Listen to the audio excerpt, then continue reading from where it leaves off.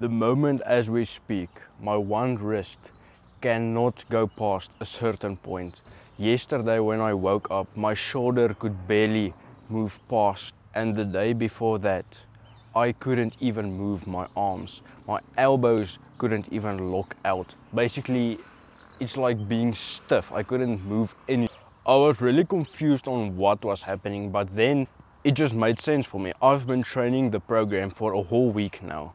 But what does this mean? My body had to adapt to the frequency, the volume and the intensity being way more.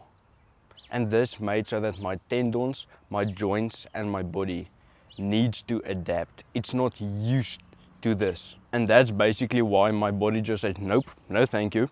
I'm not gonna let you train for a whole week, basically. Am I injured? Honestly, I am not sure. What do I mean with this? Like I said, day one, I couldn't move. Yesterday, I could move, but barely. Today, I'm way better. My wrist cannot go past that point. It's pretty weird. But no, I wouldn't say I'm truly injured, but I could be. But what does this overall mean for me? Bro, I'm actually glad this is happening. Am I a weirdo for saying this? No, of course not. My body has to adapt. Like I said, it means I'm literally getting stronger. Yeah, it's painful. It's literally as I'm holding my phone, my shoulder is getting, it doesn't want to do anything basically. So I'm not going to be able to train fully for a week. When I go back the first day, the second day, it's going to be shit because I'm going to do things that I couldn't even do when I started. Basically, level -1 exercises, so it's gonna be boring as hell. But the trade-off is worth it because when I go and I push myself again, I'm gonna be able to push way harder.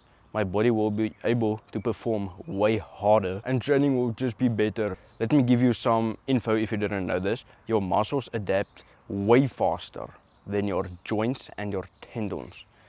With exercises like the planche, I'm not training that yet. But exercises like the planche is bad on the wrist, bro. It's fucking bad, which means it takes long, not because your muscles, yeah, your muscle need to adapt, but your tendons and your joints take way longer. So you need to prevent injury by not pushing too hard.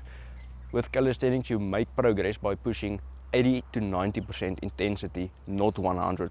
I'm really excited to get back into the gym because my progress is gonna skyrocket. Again, this is only a week with this program. I'm on a bulk currently, so I can build muscle and I can build strength from it. Then I'll have a period where I put it into my skills, but again, my skills training is still before the workout, so it means I progress both.